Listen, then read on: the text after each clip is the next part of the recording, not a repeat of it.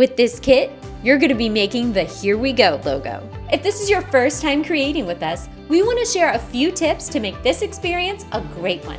If you haven't yet, visit our techniques videos linked in the description below. For all you first-timers, we sent you some pipe cleaners in your kit specifically to practice with these videos and learn common techniques that will make your piece even better.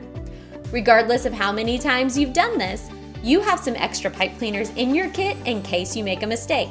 That's completely normal and we've planned for it. The more time and attention you give to your piece, the better it will turn out.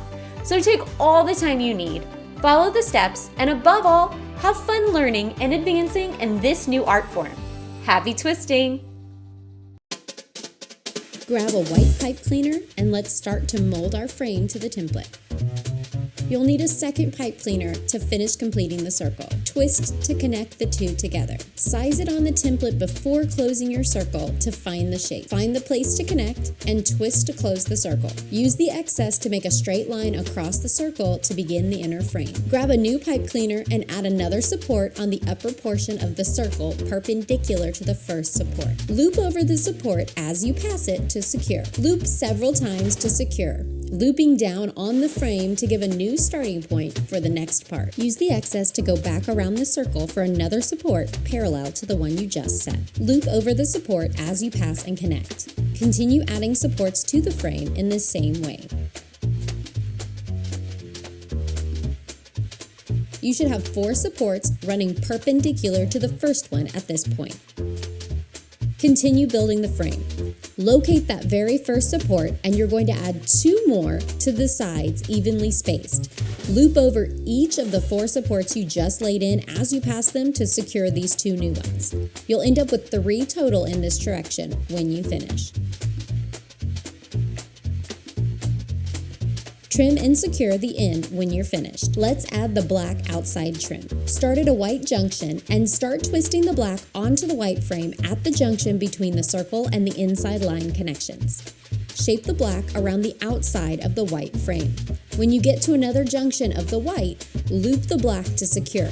You'll go behind the white and back up through your black pipe cleaner to loop it on. Shape to get the black trim above the white and continue to do this all the way around at each junction point.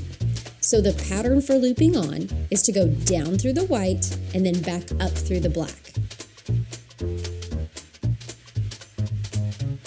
When you run out of black, simply start a new one as you did the first time. When you get back to the start of the black trim, loop your final connection into the black trim piece and secure. Trim off the excess. Now let's add gray inside the black. Follow the black trim around the circle. After passing 2 junctions, you'll need to secure. Go down around the junction through the white and black frames, then back up on the other side of the junction through the same white and black frames, then pull tight and continue around. You can connect in this manner to every other junction spot for this first gray piece. Make sure you're pushing the gray in tightly as you go around the frame to keep it locked in and secure. Add more gray. Slightly curve the piece by running it between your fingers to start. Now attach to the white connection under your gray trim that you just put on. You will simply loop around each white connection you come to as you go back around the shape again. Make 2 full rotations inside. You will have a total of 3 gray layers when you're finished with this trim. Secure the last piece several times and hide on the back. Add the white fill. Do this as you just laid in the last 2 strips of gray trim. Secure around the posts as you reach them until it's all filled in. Loop several times through the center to ensure the fill is complete once you get to the end, and secure on the back. Let's make the stars. Start by grabbing a blue pipe cleaner and begin molding the outside frame of the star according to the template. Blue is on the bottom. When you're making each point, keep one hand on that point and bend with the other hand. Pinch tightly at that point before continuing to shape. When you get to the end, close the star. Make sure you shape back to the template and adjust as needed. Use one of the tails to make a straight line from the top to the bottom on the back of the star. You'll leave the other tail at the top to serve as a connection point later. Push through the small pinched portion of the point and twist to secure on this support, leaving a small tail on the end as you did on the top to secure later. Check on the template for shape and size. Grab a new pipe cleaner and make another support perpendicular to the first. Push through the pinch and twist to secure. Then loop around the first support as you go to the other side of the star. Secure to the opposite side, still leaving a little tail to connect later.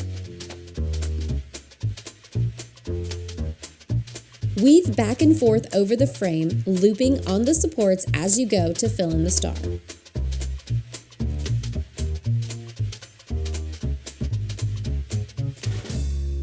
Make sure to finish at a star point and then leave a little extra to use for the connection piece and trim the excess. Using those little connection pieces you left, connect to the star in the correct place based on the template. Simply push the ends through the white fill and do a twist on the back to secure in place. Now let's make the yellow star. Start by sizing on the template and then check to your blue star for symmetry.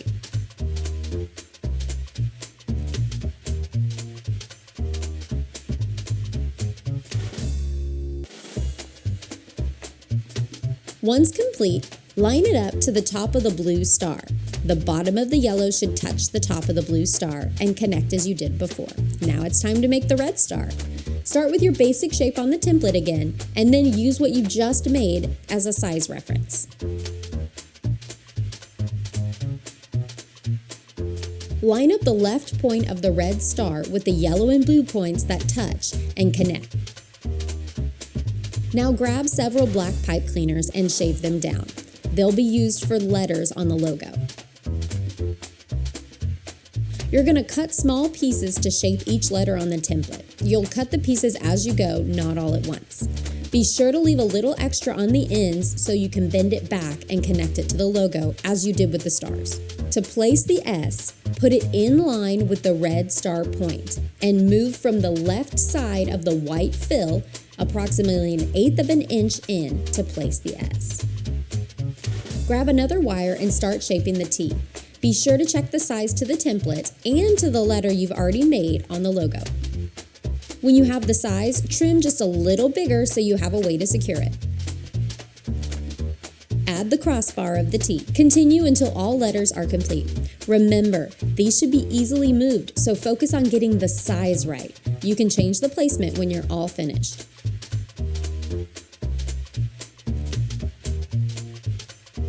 All done! Great job! And we want to see how you did. Tag us on Instagram at AscendArtCo to share it. Subscribe to this channel for more tutorials and cool creations. Let us know what you want to build next, and as always, happy twisting!